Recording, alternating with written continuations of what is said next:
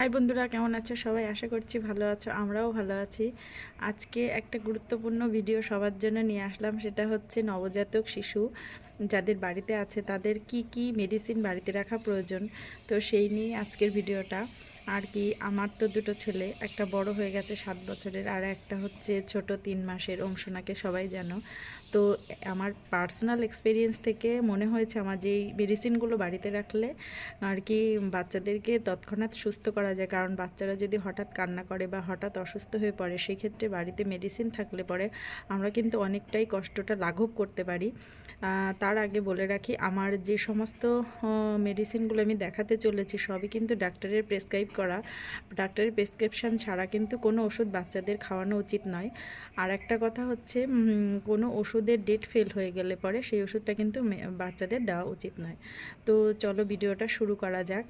আর একটা কথা বলে রাখি যে যার যার বাচ্চার বয়স অনুযায়ী কিন্তু ওষুধ খাওয়ানো উচিত। সেই ক্ষেত্রে ডাক্তারের প্রেসক্রিপশান মেনেই খাওয়ানো উচিত।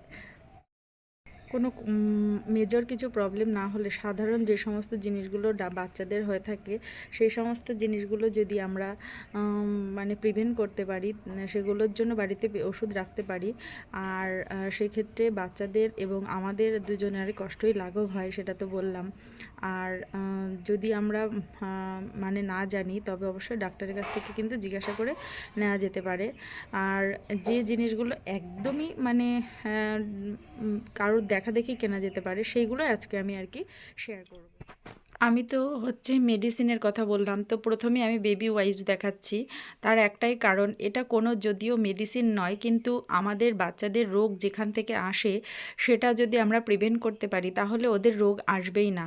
বিশেষ করে যারা 3 মাসের বড় বাচ্চা, তারা তো হাত খেতে শিখে যায়। সেই সময় কিন্তু ওদের গা হাত পা পরিষ্কার রাখা বা সকালে ক্লিন রাখাটা খুব দরকার, সেই জন্য বেবি ওয়াইপসটা দরকার।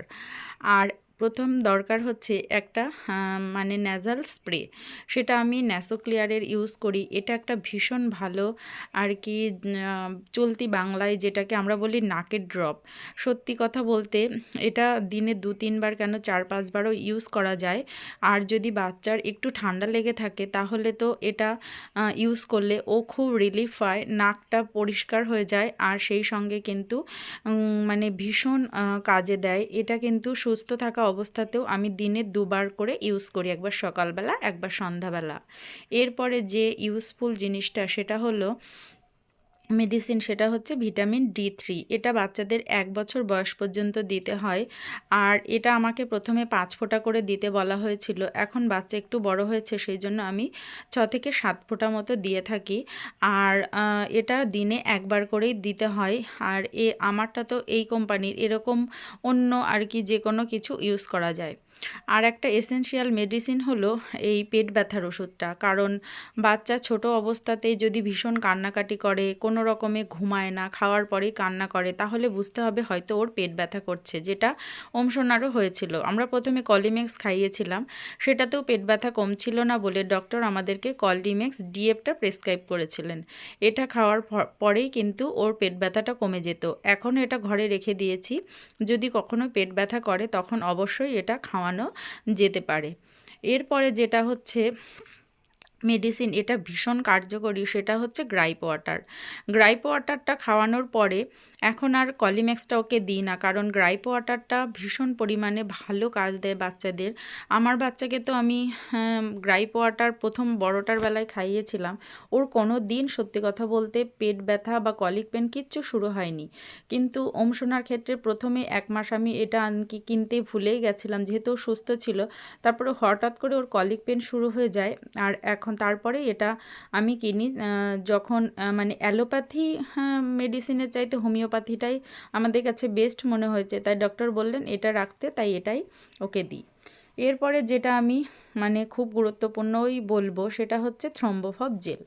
এই জেলটা যখন বাচ্চাদের ভ্যাকসিন দিয়ে নিয়ে আসা হয়, তারপরে সেই আশেপাশে এলাকা দিয়ে লাগিয়ে দিলে পরে কী হয়, ওরা অনেকটা রিলিফ পায়।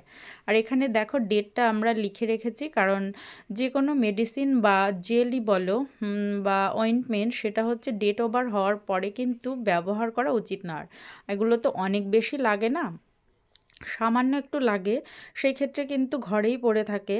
আর যদি কোনো সময় বাচ্চা হামাগুড়ি দিতে গিয়ে হোঁচট খায় বা পড়ে যায় সেই ক্ষেত্রেও কিন্তু এই মলমটা লাগিয়ে দেওয়া যায়। এটা দেখো একদম জলের মতো বেশ সুন্দর, আর এটা দেওয়ার পরেই কিন্তু ওমসোনা দারুণ মানে রিলিফ পায়, ওর কান্নাকাটি বন্ধ হয়ে যায়।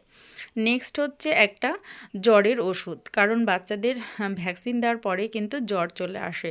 আর আমরা জ্বরের ওষুধের ক্ষেত্রে এখানে হচ্ছে হোমিওপ্যাথি একটা মেডিসিন কিনে রেখেছি। আর এছাড়া কিন্তু হোমিওপ্যাথি ছাড়া প্যারাসিটামল যেটা অ্যালোপ্যাথি সেটাও দেওয়া যেতে পারে। আমরা ওমসোনাকে প্রথমে হোমিওপ্যাথি খাওয়াচ্ছিলাম বলে আমি এটাই রেখে দিয়েছি, আর এটা 5 ফোঁটা দেওয়ার সঙ্গে সঙ্গেই ওর জ্বরটা অনেকটাই রিলিফ হয়ে আসে। নেক্সট যে ওষুধটা হচ্ছে সেটা হচ্ছে নিওপেপটাইন।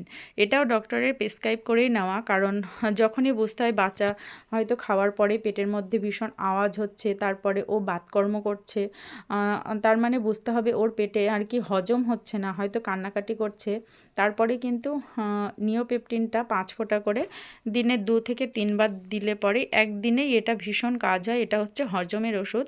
এটা আমার বড় ছেলেকেও অনেকবার খাইয়েছি আর ছোটোটাকেও এখন খাওয়াই, তবে এখন গ্রাইপ ওয়াটারটাই বিশেষ করে খাওয়াচ্ছি। ভিডিওটা সবার ভালো লেগেছে, ভালো লাগলে প্লিজ একটা লাইক করে দিও। আর যদি মনে হয় যে আমার ভিডিওটা ভালো লেগেছে চ্যানেলের সাথে থাকবেন তাহলে প্লিজ চ্যানেলটাকে সাবস্ক্রাইব করে দিও।